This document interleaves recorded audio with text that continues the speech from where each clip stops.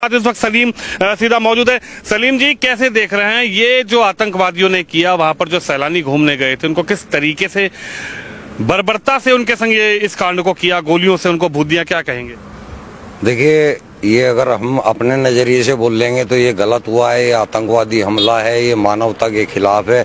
लेकिन अगर आप इसको इस्लाम के नज़रिए से देखेंगे तो ये पुण्य का काम किया है उन्होंने, ये सवाब का काम किया है उन्होंने।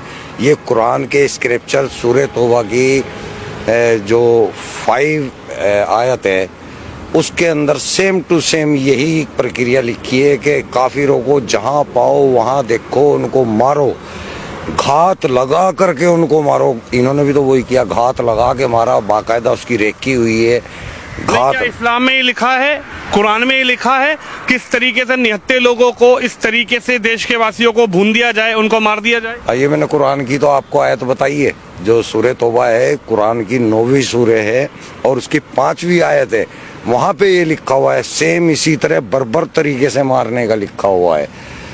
सेम ये लिखा हुआ है कि उनको मारो, जब तक मारो जब तक कि वो ला इलाहा इल्लल्लाह कलमा ना पढ़ ले या जजिया देना कबूल ना कर ले, तब तक मारो। यानी कि पूरे हिंदुस्तान के हिंदुओं का यही हसर होना है इस्लाम के अनुसार।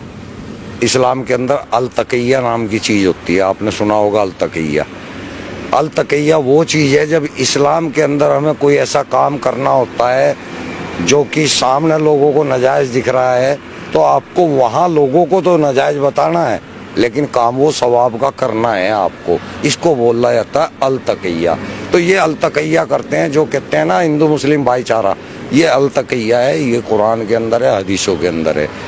मुसलमानों को तो, मैं इंडिया के मुसलमानों की बात कर रहा, बाहर के नहीं।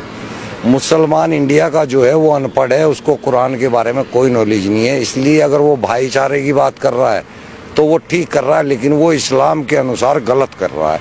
इस्लाम के अंदर कोई भाईचारा इस टाइप का नहीं है। इस्लाम के अंदर केवल मुस्लिम मुस्लिम भाईचारा है, हिंदू मुस्लिम भाईचारा कोई नहीं है।